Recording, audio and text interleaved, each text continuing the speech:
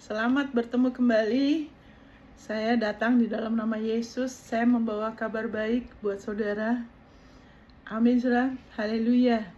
Yesus adalah kabar baik buat saudara dan saya. Jadi kalau saudara dengar mengenai Yesus, terus saudara merasa sesuatu yang tidak enak, rasa tertekan, rasa bersalah, berarti ada kebohongan. Amin. Injil adalah kabar yang luar biasa baik. Amin, saudara. Sampai itu seperti suatu angan-angan. Makanya dikatakan waktu Tuhan memulihkan keadaan Sion, itu kita seperti orang bermimpi. Mulut kita penuh dengan tertawa, mulut kita penuh dengan nyanyian. Kenapa seperti orang bermimpi? Itu seperti suatu angan-angan yang jadi kenyataan. Amin, saudara. Haleluya. Haleluya, karena bagi Allah tidak ada yang mustahil. Dan Yesus sudah datang. Yesus yang penuh kasih karunia ya dan kebenaran, full of grace and truth. Amin, saudara. Jadi kasih karunia dan kebenaran itu tidak bisa dipisahkan. Sama juga kasih karunia dengan iman tidak bisa dipisahkan. Amin, saudara. Saat kita berfokus sama diri kita, iman kita berarti sedang pisah dari kasih karunia. Tidak. Iman kita adalah berasal dari Yesus dan iman kita tidak pernah bisa dipisahkan dari kasih karunia. Haleluya, puji Tuhan. Haleluya. Haleluya. Jadi hari ini sebentar saya akan posting video lain ya, karena walaupun Yesus sudah menerobos buat kita, dia sudah selesaikan semuanya buat kita, dia sudah menebus kita dari kutuk hukum Taurat selama-lamanya. Amin, saudara. Tidak ada yang bisa memisahkan saudara lagi dari kasih Bapa. Tidak ada yang bisa. Yesus sendiri bisa. Kamu sudah ada di tangan Bapa, ya kan? Dan Bapakku lebih besar dari semuanya. Tidak ada yang bisa mengambil kita lagi dari tangan Bapa. Haleluya. Kita merasa tidak merasa, suka atau tidak suka. Amin. Haleluya. Wow, makanya kabar baik. Kalau kabar yang mudah-mudahan itu kabar yang tidak baik. Tapi Yesus adalah pasti. Haleluya, puji Tuhan. Nah, hari ini saya juga bicara nanti mengenai pentingnya pikiran. Ya, pikiran kita itu karena jiwa kita masih harus diperbarui, yang jadi baru kan hati kita, roh kita. Tapi pikiran kita, firman Tuhan mengatakan di Roma pasal 8 itu banyak orang yang salah mengerti mengenai berjalan dalam roh dan berjalan dalam daging. Berjalan dalam roh itu bukan hanya saat kita dipenuhi Roh Kudus saja. Ya kan, kita bisa ya saat kita penuh dengan Roh Kudus ya. Kita banyak mungkin dalam hadirat Tuhan, berbahasa roh, lagi apa penuh Roh Kudus, kita bisa ya. Ya kan, dipimpin sama roh. Tapi berjalan dalam roh itu juga sebetulnya artinya kita harus lihat firman-Nya, karena banyak orang yang salah mengerti. Jadi kalau tidak lagi dalam hadirat Tuhan, kalau tidak lagi penuh Roh Kudus, ya masih belum tidak dalam keadaan berdoa, berarti tidak berjalan dalam roh. Nah, seperti itu ya. Tapi biarlah firman-Nya jadi patokan. Ya, jadi patokan, nanti ada penjelasannya, tapi saya cuman bacakan di sini singkat saja karena bahasa Inggrisnya lebih jelas ya. Dari Roma 8 ya kan, ayat 6 sampai 8 ya. Saudara sabar karena ini menolong saudara mengalami hidup dan damai sejahteranya lebih lagi loh. Saya kepingin saudara, saya kepingin hidupnya Allah, Zoe, dan damai sejahteranya lebih lagi. Amin, saudara. Sehingga kita lebih ada kelegaan, hal-hal lebih ringan, nggak bingung. Amin. Thank you Jesus. Ya, karena keinginan daging adalah maut. Di sini sayangnya diterjemahkan sebagai keinginan. Tapi kalau bahasa Inggrisnya lebih jelas, to be carnally minded. Minded, kecenderungan pikiran. Pikiran yang kedagingan. Pikiran maksudnya apa? Pikiran yang daging tuh, wah itu orang itu merokok, narkoba, pakai rok mini, wah berarti kedagingan. Itu tidak. Pikiran daging adalah segala sesuatu pikiran yang tidak berdasarkan penebusan Yesus. Hanya berdasarkan kemampuan manusia semata-mata. Kami sudah yang tidak perlu penebusan Yesus sama sekali. Itu semua pikiran daging. Ya kan? Kecenderungan pikiran seperti itu. Dan manusia yang sudah jatuh, pikiran kita semua loh. Kecenderungan pikiran kita adalah pikiran daging. Kita manusia lama kita cenderung negatif, cenderung berharap yang terburuk. Ya kan? Perlu pertolongan Tuhan untuk kita berpikir yang baik mengenai orang lain. Ya kan, kita perlu pertolongan Tuhan untuk berharap hal-hal baik, dan itu hanya bisa, ya kan, ayat selanjutnya mengatakan pikiran roh. Nah itu, untuk kita bisa tidak lagi dikuasai kebiasaan cara pikir yang dulu, ya kan, yang cenderung negatif, yang lebih gelap, yang kayaknya mengalami kesulitan untuk berharap sesuatu yang pasti. Di sini katakan, ya kan, tetapi ya kan, keinginan roh adalah hidup dan damai sejahtera. Pikiran-pikiran roh adalah hidup dan damai sejahtera.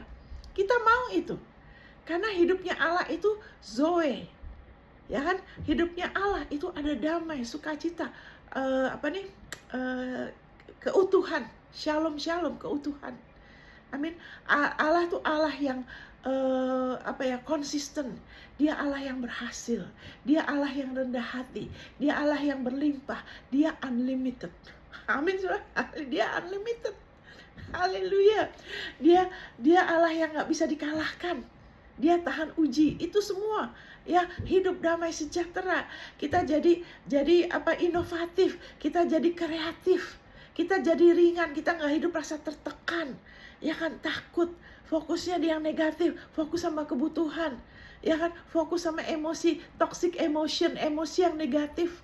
Tapi hidupnya Allah dan damai sejahteranya membuat kita jadi seperti Yesus, seperti yang seharusnya kita. Amin. Jadi hidup dalam damai sejahtera. Walaupun ada masalah, tapi kok bisa tenang ya? Kok tetap bisa percaya ya? Bisa tidak putus asa ya? Terus bukan hanya itu saja, terus mengalami kebaikan dia. Amin. Keutuhan. Karena hidupnya Allah selalu bersifat membangun, ya kan? Alkitab mengatakan He is the builder of all things. Allah kita tuh Allah yang suka membangun. Dia bukan Allah yang suka menghancurkan. Dia bukan Allah yang suka menekan, mencuri, membunuh, merusakkan. Dia bukan begitu. Dia Allah yang kreatif. He is the creator. Dia pencipta, dia membangun. Dia membangun segala sesuatu. Jadi kalau saudara lihat sesuatu yang megah, walaupun lewat manusia, ketahuilah kemampuan itu datangnya dari Bapa kita. Kalau saudara melihat prestasi orang yang wow, ketahuilah kenapa bisa. Itu datangnya dari Bapa, saudara, dan saya. Dan kita bisa terus-menerus mengarahkan pikiran kita, ya kan, menjadi pikiran roh. Nah ini lihat. Ya kan, nanti saya nggak kasih karena nanti video yang berikutnya kan ngomong ya. Jadi to be spiritually minded, pikiran roh. Ya kan, kalau kita mau bertekun mengarahkan pikiran kita kepada jati diri kita, kepada penebusan Kristus, kepada kasih karunia-Nya, ya kan, itu akan hidup dan damai sejahtera. Wow. Sebab pikiran daging, saya katakan keinginan ini saya sebut dengan pikiran aja. Ya kan, to be carnally minded, pikiran kedagingan yang cenderung, pikiran kedagingan adalah perseteruan terhadap Allah, jadi melawan. Saya nggak percaya, mana buktinya? Kalau saya ngelihat baru saya percaya. Saya nggak, ini realita hidup kan begini, ya kan? Mana? Gitu loh. Ya firman memang ngomong ini, tapi kan, nah itu pikiran apa? Itu pikiran daging. Karena daging itu mau ngelihat dulu, mau merasa dulu, baru percaya. Kalau begitu saudara dan saya nggak akan pernah selamat. Kita nggak akan pernah punya KTP surga, saudara. Kita nggak tahu kan mengenai Yesus. Kenapa Yesus disalib? Kenapa? Waduh, iman saya. Kita nggak tahu. Kita hanya dengar mengenai Yesus. Amin. Nanti setelah percaya, baru pengertian itu bertambah. Harusnya begitu. Tapi kalau pikiran daging tidak mau, nggak mau, ya kan? Makanya itu melawan Allah. Ya kan, kalau saya udah ke angkasa luar nih, mana Tuhan, kata gitu kan. Saya nggak ngelihat Tuhan. Ada satu orang bilang gitu dari Rusia ya, ada satu orang komentar begini, waktu orang itu astronot itu bilang itu, coba kamu keluar deh dari pesawat kamu di angkasa, kamu akan ketemu Tuhan. Amin. Nah, sebetulnya kita sekarang bisa ngelihat Tuhan di mana-mana ya, kalau mau ngakuin ya. Jadi pikiran daging yang berfokuskan pada diri kita, kebenaran diri kita, bagaimana orang ngelihat kita, supaya kita kelihatan hebat di mata orang. Kita mau meninggalkan kesan, wah, gitu kan? Semuanya berpusatkan pada diri kita. Itu perseteruan terhadap Allah, ya kan? Karena kemudian hatinya nggak terbuka, gitu kan? Nggak mau terima, ya kan? Karena ia tidak takluk kepada hukum Allah. Hal ini memang tidak mungkin baginya. Mereka yang hidup dalam daging dengan kekuatannya sendiri, mau dibenarkan pakai kekuatannya sendiri, mau dianggap karena dirinya sendiri, ya kan? Mau semuanya berdasarkan manusia tanpa Yesus, tidak mungkin berkenan kepada Allah. Tanpa iman tidak mungkin berkenan, karena tanpa iman kepada Yesus kita nggak bisa kepada Allah. Karena Yesus bilang, aku adalah jalan, kebenaran, dan hidup. Amin, saudara. Haleluya, puji Tuhan. Jadi nanti saudara dengar aja, saya sudah waktu itu khotbah bagian A, sebetulnya saya sudah posting juga di Facebook. Sekarang sudah bagian B, tapi judulnya saya ganti supaya saudara mengerti. Kita bisa lebih lagi mengalami hidup dan kasih karunia-Nya. Jadi kasih karunia Allah itu sebetulnya bisa juga diartikan sebagai pertolongannya Tuhan. Semakin seseorang rendah hati, semakin orang itu akan lebih mau ditolong sama Tuhan. Saya ulangin, Tuhan menentang yang congkak, ya, pikiran daging. Oh, saya bisa kok, karena saya begini dan begitu, ya kan? Karena saya mampu, saya begini dan begitu, ya kan? Itu Tuhan menentang yang congkak. Tapi Dia memberi kasih karunia kepada rendah hati. Jadi kalau seseorang itu mau mengakuin terus-menerus, saya ini keberadaan saya karena Yesus. Yesus yang sudah mati buat saya. Dia yang sudah menghidupkan saya kembali. Saya karena Yesus saya dibenarkan, dan terus-menerus mau, ya kan, bergantung sama penebusan Yesus. Itu yang Alkitab menyebut sebagai rendah hati. Jadi kasih karunia itu adalah juga bisa diartikan sebagai pertolongannya Tuhan. Jadi Tuhan mengundang kita, ayo kamu minta tolong sama saya. Makanya Dia taruh penolong. Roh Kudus itu penolong.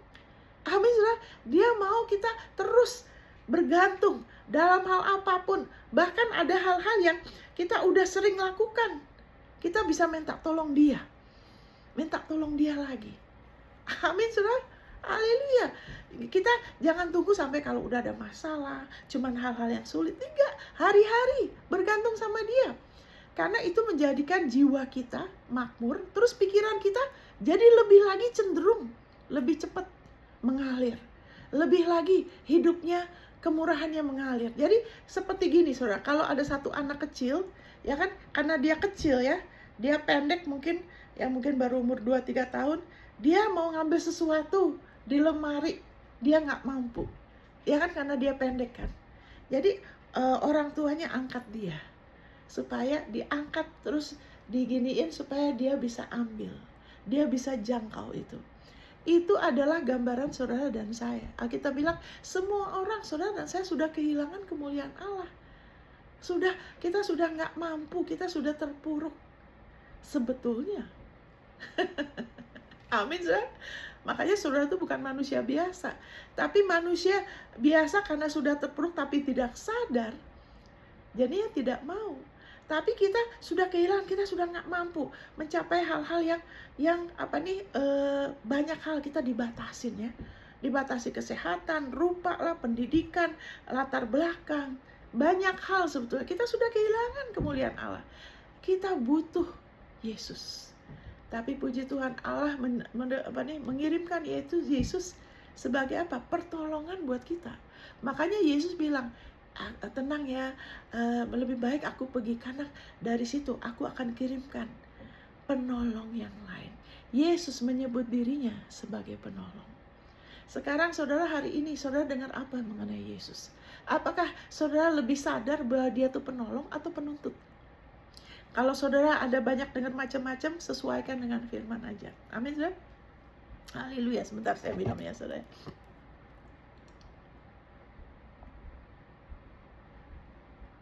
Jadi Kasih karunia berarti juga pertolongan Tuhan. Belajar, Tuhan tolong saya hari ini. Gimana menghadapi istri lebih baik, gimana kerjaan saya lebih baik. Tuhan Yesus Kristus adalah hikmat saya, kebenaran saya contohnya ya.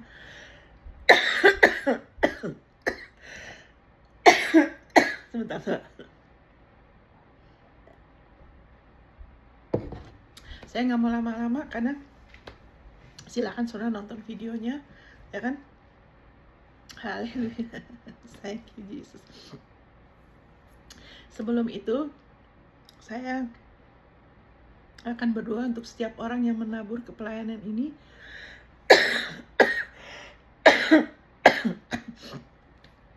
Maaf saudara. Haleluya, thank you Jesus.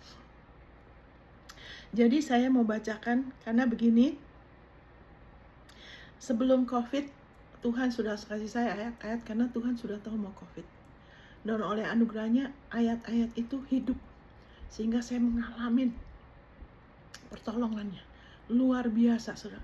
Sekarang pun Tuhan ingatkan untuk ingatkan gerejanya, tubuh Kristus, jangan lagi punya sikap sama seperti COVID. Dan dia ingatkan untuk tubuh Kristus lebih lagi percaya, jangan masuk dalam kebiasaan, juga dalam hal keuangan. Ya kan, karena dia Tuhan sudah tahu loh apa yang akan terjadi, saudara. Jadi lebih baik saudara perhatikan, karena dia tahu masa depan. Jadi sekarang ini yang Tuhan lagi pulihkan juga keuangan tubuh Kristus. Jangan asal memberi, nggak berharap, nggak lihat lagi ayatnya, sebab sekarang misalnya harga-harga bensin naik dan sebagainya. Tapi bukan soal itu aja, kita punya perjanjian, kita tidak ditentukan dengan apa yang dari luar. Tapi tanpa kita perbarui pikiran, amin saudara, jangan sampai kita nggak bisa mengalami yang terbaik. Saya bacakan ayatnya ya saudara. Pengkhotbah 11 ayat 4, ini untuk menolong saudara menuai. Ini menolong saudara supaya hidup dan damai sejahtera, sehingga tidak berat soal keuangan. Nggak usah hidup dari kartu kredit. Amin saudara. Haleluya, kita nggak usah hidup pas-pasan. Ini salah satunya nolong saudara dan saya. Saya bacakan ya. Pengkhotbah 11 ayat 4. Siapa senantiasa memperhatikan angin tidak akan menabur, dan siapa senantiasa melihat awan tidak akan menuai. Jadi kalau saudara dan saya ya kita rajin ya kan bawa perpuluhan, kita menabur, tapi kemudian mata kita tidak kepada firman-Nya, tidak pikiran roh ya, yaitu berjalan dalam siapa kita dalam Kristus, di dalam janjinya, ya kan, tapi lebih memperhatikan angin, ya kan, berita-berita dunia. Wah ini sekarang begini, sekarang begitu. Waduh, saya belum bisa ini karena saya banyak kebutuhan bu, anak-anak saya masih kecil. Nah itu memperhatikan angin. Tidak akan menabur. Karena tidak selama kita hidup selalu ada kebutuhan, saudara. Tidak akan pernah habis, ketahuilah itu, kebutuhan, keinginan, ya kan? Dan siapa yang senantiasa melihat awan tidak akan menuai. Ini bagi saudara yang sudah menabur tapi tidak perhatikan firman, tidak renungkan lagi, tidak perkatakan lagi, makanya pikirannya nanti jadi pikiran daging karena tidak akan percaya. Selalu mau mana, katanya diberkati, mana, mau melihat dulu, nggak bisa saudara. Kalau kita mau menuai, kita nggak bisa mempertimbangkan awan, melihat awan. Kita harus lihat apa? Yesus, jati diri kita, kelayakan kita, dan firman-Nya. Firman-Nya bilang apa? Kenapa kita melakukan apa yang kita lakukan? Jangan dari kebiasaan ikut-ikutan. Nggak bisa. Kita nggak bisa hidup dari iman orang lain. Dari kesaksian iman orang lain tidak bisa. Kita harus rela. Dengar lagi, perkatakan lagi, supaya pikiran kita diselaraskan, sehingga ya kan tidak menghalangi kita untuk menuai. Tuhan yang merancang sistem kerajaan Allah bukan untuk nyusahin kita, bukan untuk jadi beban, supaya kita menuai. Amin saudara. Karena kalau semua bergantung sama kemampuan kita, itu terbatas. Allah kita adalah unlimited, yang butuh kita. Dia sih oke. Kita butuh pertolongan Dia. Amin saudara. Kita butuh kasih karunia-Nya. Maka dikatakan, kita sudah mengenal kasih karunia kita Tuhan Yesus Kristus, pertolongan Tuhan Yesus Kristus karena penebusan Dia. Dia yang kaya, Dia telah menjadi miskin agar kita dijadikan kaya. Oleh karena bisnis, oleh karena ABC, tidak, oleh karena kemiskinannya, oleh karena kasih karunia, karena pertolongannya. Makanya saudara minta tolong, jangan cuma melakukan hal-hal tanpa minta tolong Dia. Amin saudara, minta kasih karunia-Nya. Dengan saudara lihat janjinya, lihat lagi firman-Nya. Saudara minta tolong, tunjukkan Bapa, karena Yesus adalah anugerah kemenangan saya, Yesus adalah hikmat saya, tuntun saya, terangin saya. Amin saudara. Saudara bisa punya pekerjaan yang lebih baik, ya kan, terus meningkat, bisa punya bisnis sendiri, saudara bisa terus meningkat, ya kan, tidak dikuasai uang, saudara lebih bisa, kita semua bisa bertumbuh. Dan Tuhan yang tahu masa depan, sekarang Dia lagi bekerja memulihkan keuangan anak Tuhan. Amin saudara, makanya perhatikan firman-Nya.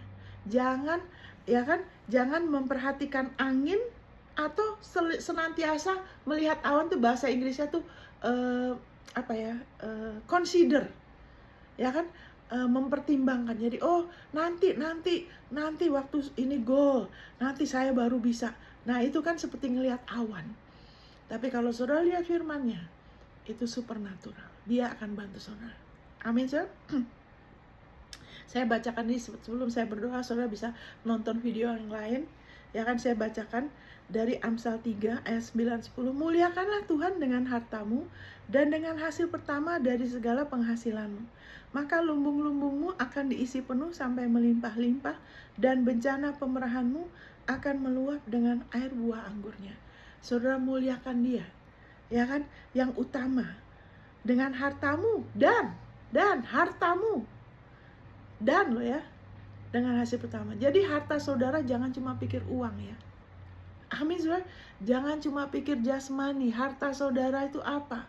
Kemampuan saudara, waktu saudara. Amin saudara. Kalau saudara, ya kan, prioritaskan, saudara memberi sesuatu dengan melalui kemampuan saudara untuk kepentingan Dia, kepentingan Injilnya, saudara sedang memuliakan Dia dengan harta saudara. Mungkin tempat tinggal saudara, mobil saudara, ya kan, kemampuan saudara, gift-nya saudara. Kalau saudara memuliakan Tuhan, bukan untuk memuliakan diri kita, gimana orang ngelihat kita, supaya orang terima kita, tidak, memuliakan Dia. Amin saudara. Pakai waktu, prioritaskan, pentingkan, memuliakan dengan waktu kita.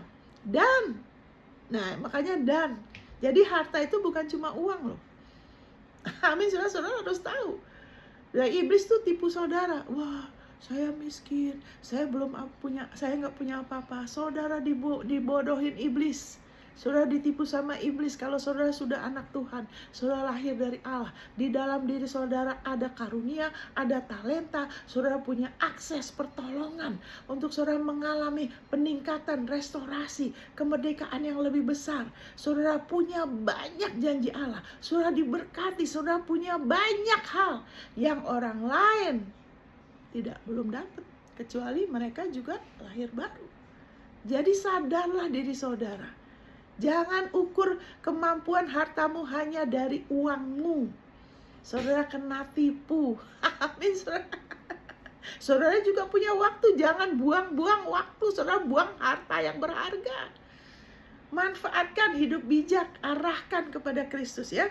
Jadi di sini dikatakan, ya kan, dan dengan hasil pertama dari segala penghasilanmu. Hasil pertama.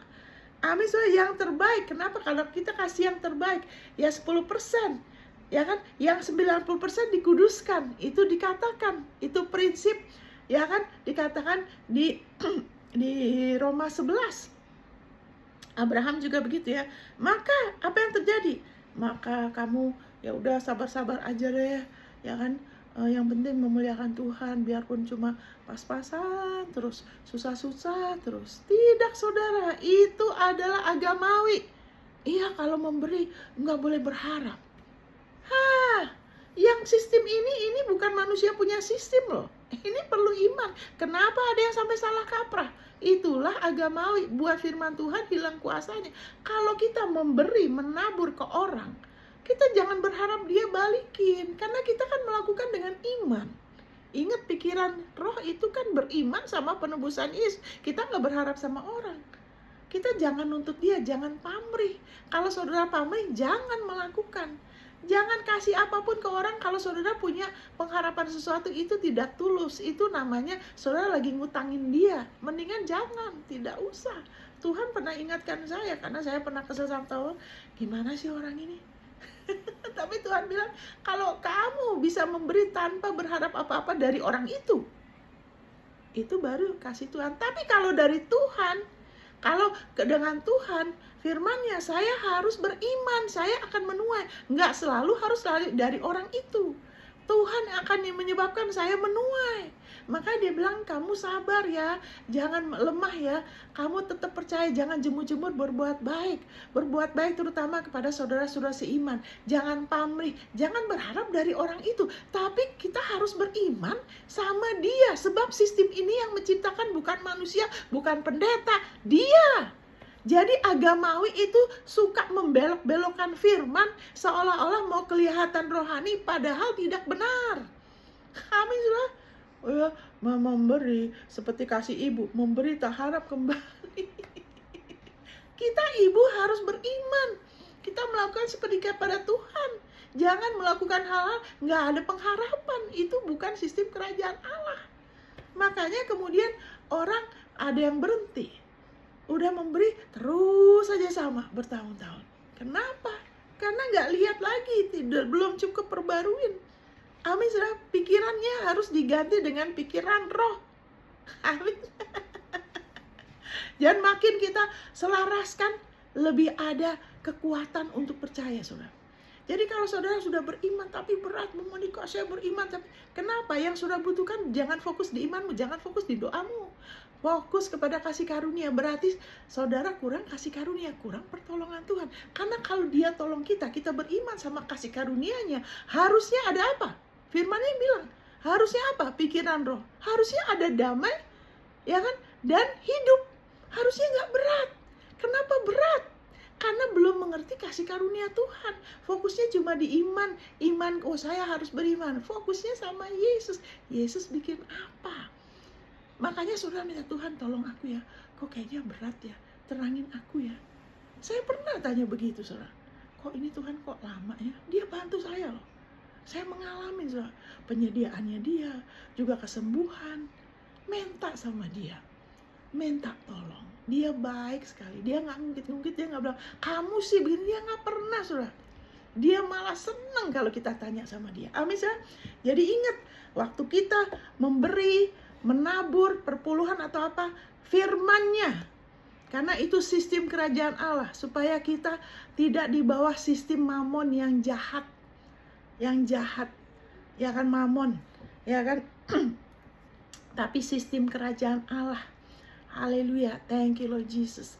Dan itu supernatural, itu kadang-kadang gak bisa dijelasin. Itu menyebabkan saudara berada tempat yang tepat pada saat yang tepat. Ini itu terjadi. Wow, kita pikir, oh kebetulan, padahal bukan, itu dia. Amin, saudara. Sama seperti Ruth, waktu dia benar-benar sepenuhnya, Ruth percaya kepada kemurahan Tuhan. Saya percaya kemurahan Tuhan, saya nanti di ladang yang tepat. Terus akhirnya, kenapa Boas bilang, itu sengaja ya ganjemnya dijatuh-jatuhin supaya Ruth gampang ambil. Itu kemurahan Tuhan, karena dia percaya kepada kasih karunia. Favor of God, ya. Kita berdoa, saya akan berdoa untuk orang yang sudah menabur, kasih perpuluhan. Saudara berharap, percaya, dan bergantung kepada dia, minta tolong dia, bisa bekerja lebih baik, bisnis lebih baik, selalu ada peningkatan, ya. Bapa, di dalam nama Yesus, saya sepakat dengan firman-Mu, dengan siapapun yang mendengarkan ini, yang sudah menabur ke kami, di dalam nama Tuhan Yesus. Firman mengatakan untuk memuliakan Engkau dengan harta kami, termasuk kemampuan kami, waktu kami, atau apapun. Dan yang terbaik dari penghasilan kami percaya Bapa, di dalam nama Yesus, lumbung kami semua. termasuk ya saudara semua ya, semua yang mendengarkan ini, yang sudah menabur ke pelayanan ini, lumbung-lumbung kami semua berlimpah-limpah di dalam nama Yesus. Bejana pemerahan kami meluap dengan buah anggurnya. Kami diurapi, dikasih ide, dibantu, haleluya, kelegaan yang lebih besar. Kami juga tahu bagaimana mengatur waktu, keahlian kami ditingkatkan, efektivitas kami semakin efektif. Kami semakin efektif dalam bekerja, dalam berfungsi, apapun yang kami lakukan semakin lebih efektif. Kami bukan hanya bekerja lebih keras, tapi seperti orang yang nggak punya penebus, tapi kami bekerja lebih bijaksana, lebih efektif, sesuai dengan kekuatanmu, urapanmu. Terima kasih Bapak. Kami bersyukur dan kami menuai di dalam nama Tuhan Yesus, dan kami terus mengalami peningkatan-Mu, dan di dalam nama Yesus kami percaya kalau ada hutang di antara saudara, hutang selesai dengan kemurahan-Mu. Kami percaya pertolongan-Mu, hutang selesai, sehingga kami setelah selesai kami nggak perlu lagi berhutang, malah bisa menghutangi banyak bangsa. Itu adalah warisan kami di dalam nama Yesus, dan kami terus menerus menopang Injil-Mu, menopang apa yang Kau lakukan melalui hamba-hambamu, pelayanan yang sudah Kau taruh kami, dan Engkau menjadikan kami berkat bagi banyak bangsa. Terima kasih Bapak.